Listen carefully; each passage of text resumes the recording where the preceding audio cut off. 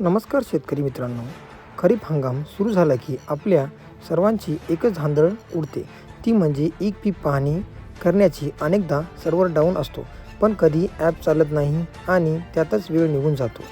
पण यावर्षी राज्य सरकारने शेतकऱ्यांची ही मोठे डोकेदुखी कायमची दूर केली आहे. होय, तुम्ही अगदी बरोबर वाचताय. 2026च्या खरीप हंगामापासून पीक पाहणीच्या प्रक्रियेत शासनाने काही क्रांतिकारी बदल केले आहेत. नुकताच 15 जुलै 2026 रोजी या संदर्भातील नवीन शासन निर्णय म्हणजे GR धडकला असून आता शेतकऱ्यांना स्वतः मोबाईलवर पीक पाहणी करावी लागणार नाही. चला तर मग शासनाच्या या नव्या नियमाबद्दल आणि प्रक्रियेबद्दल जाणून घेऊया. नवा बदल नेमका काय आहे? आतापर्यंत आपण स्वतः मोबाईल ॲपवर पीक पाहणी करत होतो, पण आता शासनाच्या डिजिटल क्रॉप सर्व्हे महाराष्ट्र म्हणजेच DCSMH या नव्या ॲप्लिकेशनद्वारे हे काम 100% पूर्ण केले जाणार आहे. सर्वात दिलासादायक बाब म्हणजे हे काम आता तुम्हाला स्वतः करावे लागणार नसून शासनाने नियुक्त केलेले पीक पाहणी सहाय्यक करणार आहे. कोण आहेत हे पीक पाहणी सहाय्यक? चला तर जाणून घेऊया.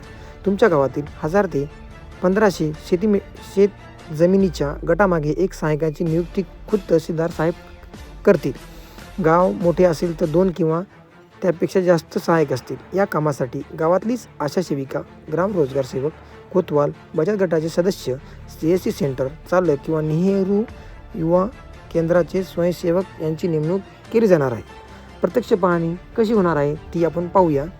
हा नियुक्त केलेला सहाय्यक तुमच्या शेतात प्रत्यक्ष येईल. शेताच्या बांधावरून 20 मिनिटाच्या आत उभे राहून पिकांच्या आणि बांधावरील झाडांचे अक्षांश, रेषांश, जिओटॅग 2 फोटो या नवीन ॲपवर अपलोड करेल. सोबतच मी भरलेली माहिती अचूक आहे असे एक स्वयं घोषणापत्रकही या सहाय्यकाला ॲपद्वारे द्यावे लागेल, ज्यामुळे माहितीत पारदर्शकता राहील. तलाठी साहेबांची भूमिका काय आहे?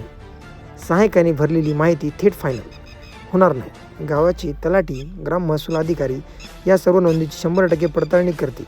जर एखादी नोंद वस्तुस्थितीशी विसंगत किंवा चुकीची वाटली तर तलाठी ती तत्काळ रद्द करू शकतात आणि ती पुन्हा नोंदविण्यासाठी सहाय्यकाला पाठवू शकतात. सर्व माहिती बरोबर असल्यावरच ती तुमच्या सातबारा नमुना गाव नंबर 12 उतार्यावर झळकेल. पिकाची नोंद चुकल्यास काय करावे? कदाचित तुम्हाला प्रश्न पडला असेल की जर सहाय्यकाने पिकाची नोंद चुकीची केली आणि ती तलाठ्याकडून मंजूर झाली तर काय? घाबरू नका. अशा परिस्थितीत चालू हंगाम संपण्यापूर्वी तुम्हाला थेट मंडळ अधिकारी यांच्याकडून अर्ज करता येईल. मंडळ अधिकारी या अर्जाची दखल घेऊन योग्य ती पडताळणी करतील आणि चूक असल्याची दुरुस्त केली जाईल.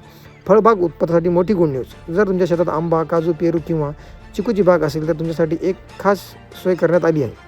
एकदा का फळबागेची पीक पाहणी झाली की पुढची 3 वर्ष तुम्हाला किंवा सहाय्यकाला पुन्हा नोंद करण्याची गरज नाही. तीच नोंद आपोआप पुढचे 3 वर्ष सातबाऱ्यावर उतार्यावर दिसत राहील. फायदे आणि थोडक्यात निष्कर्ष. या DCS ॲपवर भरलेली माहिती पुढील 3 वर्ष ऑनलाईन उपलब्ध राहील आणि 5 वर्षे शासनाकडे डिजिटल स्वरूपात सुरक्षित राहील. या अचूक माहितीच्या आधारे तुम्हाला पीक विमा, पीक कर्ज आणि शासनाच्या इतर कृषी योजनांचा लाभ मिळणे अत्यंत सोपे होणार आहे. शेतकरी मित्रांनो, हा व्हिडिओ तुम्हाला कसा वाटला कमेंटमध्ये नक्की कळवा आणि आमच्या चॅनलवर नवीन असाल तर न्यूज अपडेटला नक्की सबस्क्राईब